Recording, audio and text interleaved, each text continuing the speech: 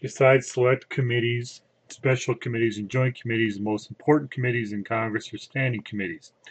Majority party has the majority of seats on the committees. They can be anywhere from 7 to 15 members.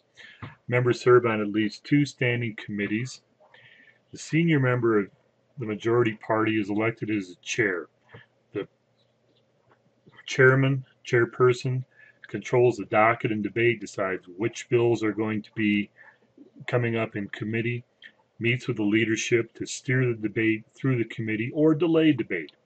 Standing committees are open to the public except in cases of national security. In your textbook on page 259, you have a diagram of how a bill becomes law. That's the textbook version. It's much different sometimes in the Congress, but probably about 85% of bills will follow these guidelines. Special interest groups and lobbyists, they will delay tax bills, spending bills as long as they possibly can to try to get their means by which to put up barriers or to get things moving. Bills with a clear, appealing idea, although they can get through very quickly. Bills like to stop drugs, to end the scandal, the Patriot Act after 9/11 are examples. Oftentimes, the lawmaking process is called the sausage-making process, as one should never watch either lawmaking or sausage being made. Both lawmaking and metaphor of sausage making entails a variety of spices and a host of cooks that often make an untamed mess of the kitchen en route to the final product. A bill is introduced in the House in the hopper, simply recognized in the Senate. A White House bill coming down from the White House staff will be introduced by a sponsor within the House of the Senate.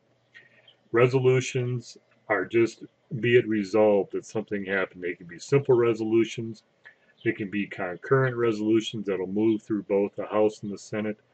They can be joint resolutions. Joint resolutions have to occur with amendments or approval of the president's actions.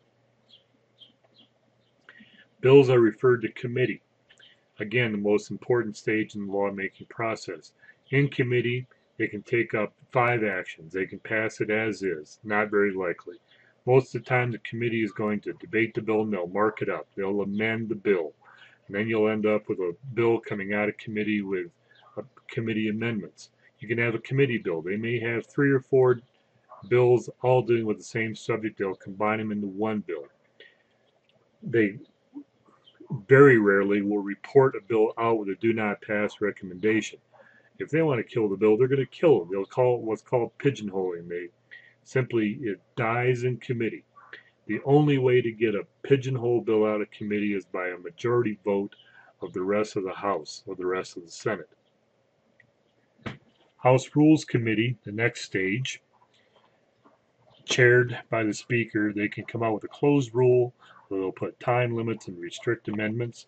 They can come out with an open rule and allow any and all permits and amendments on the floor. There's no Rules Committee in the Senate because there are no rules in the Senate for debate.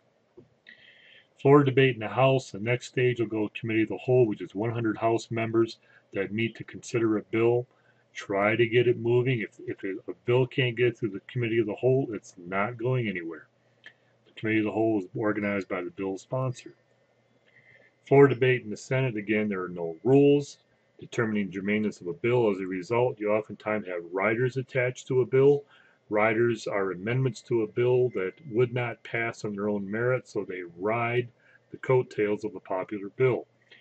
Oftentimes, you'll have so many different amendments on a bill that it's oftentimes called a Christmas tree bill. That's nothing but pork that manages to go back to a senator's home district. Oftentimes those amendments, those presents, are to help the home state. In the Senate, you can filibuster a bill, the minority party weapon.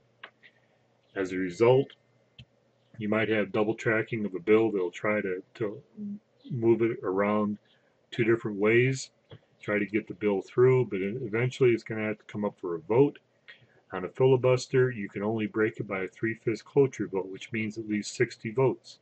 As a result, what you end up having in the Senate, and as you've seen for the last decade about, is that it takes 60 votes to get anything passed in the Senate, and that's a supermajority.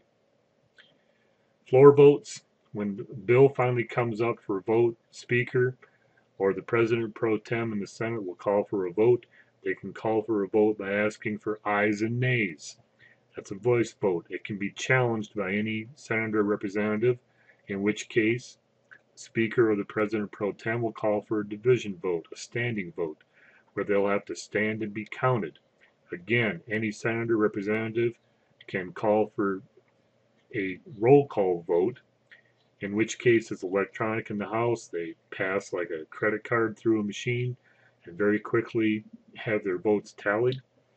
In the Senate, the roll call vote is exactly that. They call the senators' names and ask them aye or nay. Now poor Mr. Bill has to go to the other chamber for consideration. Let's say that a bill passes in the House. The same bill now has to go to the Senate, where the same procedure is going to happen. If either chamber makes changes in the other chamber's bill, you have a conference committee. Minor differences can be quickly accepted with a simple vote by the other chamber, but more than often times you're going to have major differences have to be ironed out. The standing committee chairs recommend delegates to the conference committee. The majority party has the most members in the conference committee. Both houses have to pass the conference committee bill. Now the bill manages to go to the president's desk for signature.